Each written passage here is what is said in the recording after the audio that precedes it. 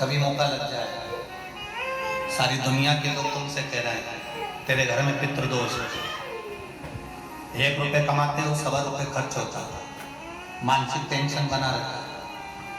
घर में एक व्यक्ति बीमार है, ठीक हुआ, दूसरा बीमार पड़ गया, दूसरा ठीक हुआ, तीसरा बीमार पड़ गया, तीसरा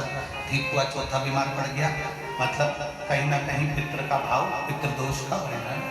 किसी ने कहा तुमसे कि तेरे यहाँ पितृदोष है, तूने ब्राह्मण को भोजन करा दिया, पिंडदान करा दिया, तर्पण करा दिया, तिलांजलि करा दी, गया जी का श्राद्ध कर दिया, हरिद्वार चली गई, वहां पिंडदान करवा दिया, ब्राह्मण भोज करवा दिया, तिथि पर भोजन करवा दिया, सब कुछ करवा के दे।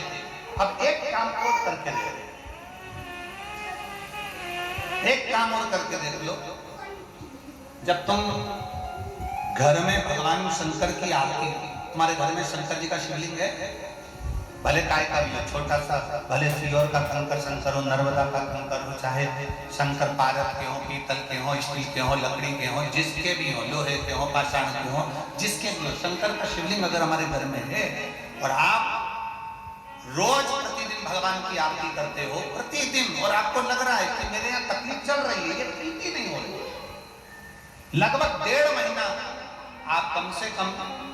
45 दिन, 1.5 महीने के करीब में ऐसा प्रयास करना कि भगवान की आरती, शंकर भगवान के शिवलिंग की आरती करने के बाद उस दिए को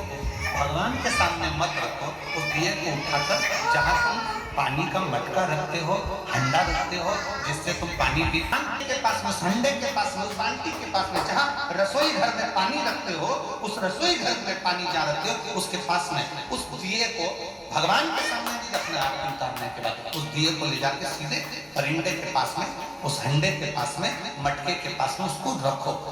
केवल 1.5 महीना कर देखना। 1.5 महीने के बाद तुम्हें मालूम पड़ेगा कि हम वापिस उन्नति की सीढ़ी पर चढ़ना प्रारंभ करती है।